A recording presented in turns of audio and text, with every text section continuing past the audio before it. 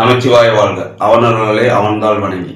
Sun நட்சத்திர உயர்கணித சாதகத்தின் வகுப்புகள் ஆரம்பிக்கிறோம் அப்படின்னு சொல்லி ஏற்கனவே நம்ம யூடியூப் சேனலில் போட்டிருந்தோம். நம்ம யூடியூப் சேனலில் இப்போ அதனுடைய முதல் நிலையாக தன்மைகள் என்னென்ன இருக்கணும் அப்படின்னு ஃபஸ்ட்டு நான் தெளிவாக உங்களுக்கு சொல்கிறேன். அதாவது அடிப்படையில் கொஞ்சமாவது தெரிஞ்சிருக்கணும். ஏன்னா கேள்வி எடுக்கிறதுக்கு முன்னே என்னென்ன தெரிஞ்சிருக்கணும் அப்படின்னு எடுத்துட்டிங்களா,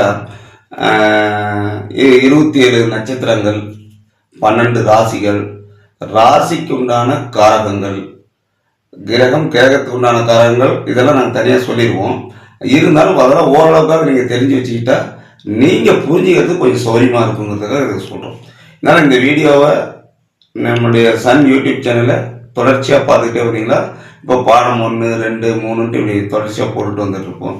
நீங்கள் அதை பார்த்துக்கிட்டே வந்தீங்கன்னா ஓரளவுக்கு உங்களுக்கு ஜோதிடம் கற்றுக்கணும்னான வாய்ப்பு சரியாக இருக்கும். அதே மாதிரி உங்களுடைய சந்தேகங்கள் ஏதாவது வேணுனாலும் உங்களுடைய ஜாதகத்தை அனுப்பிச்சு என்கிட்ட கேட்டிங்கன்னா அதுக்குண்டான பதில் நான் உங்களுக்கு அனுப்புவேன். வாட்ஸ்அப் நம்பர் ஸ்க்ரீனில் தெரிகிற நம்பர் தான். நமச்சிவாய வாழ்க. அவனர்களே அவன்தாள் வணங்கி. இப்போ நம்ம ஜோதிட பாடத்துக்கு என்னென்ன தகுதிகள் எப்படி அப்படின்னு எடுத்துக்கலாம். இப்போ பார்த்தீங்களா, ராசி கட்டம் இப்போ சாதாரணமாக லக்னம்னு போட்டிருக்கிறோம். லக்னம் அப்படின்னா லக்னத்துக்கு உண்டான காரகங்கள் தனியாக இருக்குது அப்படின்னு அர்த்தம். அதே மாதிரி ஒரு லக்ன புள்ளியினுடைய ஆரம்ப முனை தான் அதனுடைய பலனை தீர்மானிக்கக்கூடிய முழு தகுதி அதுக்கு இருக்கு. தெளிவாக புரிஞ்சுங்க. இந்த லக்னம் இதில் 30 டிகிரி இருக்கு.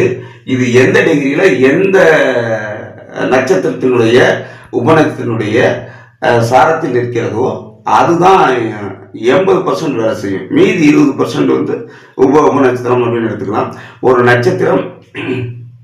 ஒரு நட்சத்திரம் குறிகாட்டும் பாவங்கள் அப்படின்னு சொல்றோம். இப்போ குறிகாட்டும் பாவங்கள் அப்படிங்கிறத உங்களுக்கு போக போக விளக்கமாக சொல்றதுக்கு கடமைப்பட்டிருக்கிறேன். இதனால் நீங்கள் இப்போ அறிமுகம் தெரிஞ்சுக்கிறதுக்கோசரம் இதை நான் கிட்ட போட்டு காட்டுன்னு வச்சுக்கிட்டேன். அதே மாதிரி பார்த்தீங்கன்னா ஒற்றைப்படை பாவங்கள், இரட்டைப்படை பாவங்கள் 1, 3, 5, 7, 9, 11 இது ஒற்றைப்படை பாவங்கள். 2, 4, 6, 8, 10, 12 இது இரட்டைப்படை பாவங்கள்னு சொல்றோம். என்ன காரணம் கேட்டீங்கன்னா, இது ஒரு அணி ஜாதக கட்டத்தில் எடுத்துட்டீங்களா, இது ஒரு அணியாகவும் இது ஒரு அணியாகவும் செயல்படும். அதாவது ஒன்றை ஒன்று எப்பயுமே எதிர்த்து தான் போராடும். இதுல ஒரு விதிவிலக்கு என்ன அப்படின்னு பார்த்தீங்கன்னா, இப்போ 1ஆம் பாவம் 2ஆம் பாவம் அப்படின்னு அது ஒன்றுக்கொன்று விட்டு கொடுக்கும். அதாவது 1ஆம் பாவம் 2ஆம் பாவத்துக்கு ஒன்றுக்கொன்று விட்டு கொடுக்கும், முழுமையாக எதிர்க்காது. அதே மாதிரி 3ஆம் பாவம் 4ஆம் பாவம் ஒன்றுக்கொண்டு விட்டு கொடுக்கும், முழுமையாக எதிர்க்காது. அதே மாதிரி 5ஆம் பாவம் 6ஆம் பாவம் ஒன்றுக்கொண்டு விட்டு கொடுக்கும், முழுமையாக எதிர்க்காது.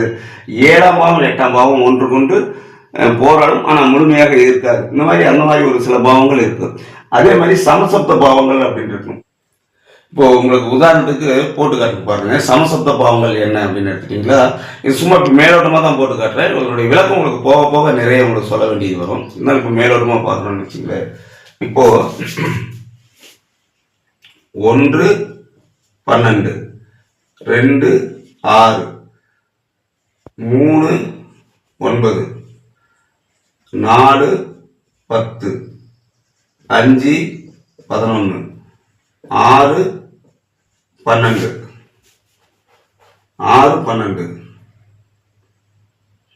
7, 1 இந்த மாதிரி.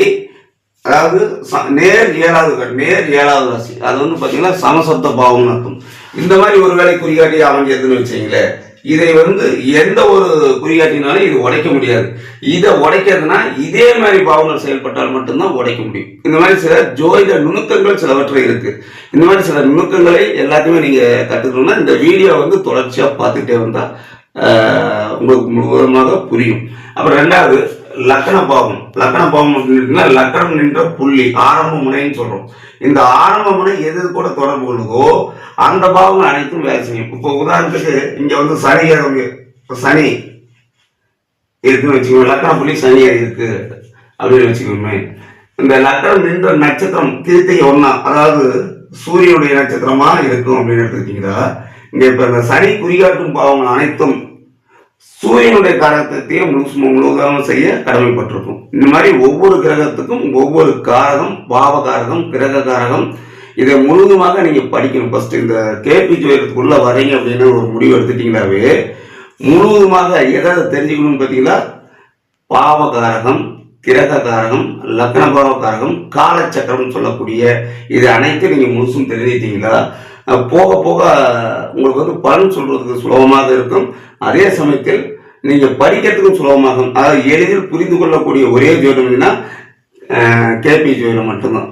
அதே மாதிரி நீங்கள் என்னை தொடர்பு கொண்டு உங்களுடைய ஜாதகம் ஏதாவது நீங்கள் பார்க்கணும்னு விருப்பப்பட்டால் ஒரு 3 கேள்வி 5 கேள்விக்கு உண்டான பலன்களை நான் கூற கடமைப்பட்டிருக்கிறேன். நீங்கள் வந்து உங்களுடைய ஜாதகத்தை தெளிவாக என்னுடைய வாட்ஸ்அப் நம்பர் ஸ்க்ரீனில் தெரியக்கூடிய நண்பருக்கு நீங்கள் வந்து ஜாதகத்தை அனுப்பிச்சுடலாம். நமச்சிவாய வாழ்க்கை அவனர்களாலே அவன்தால் வணங்கி.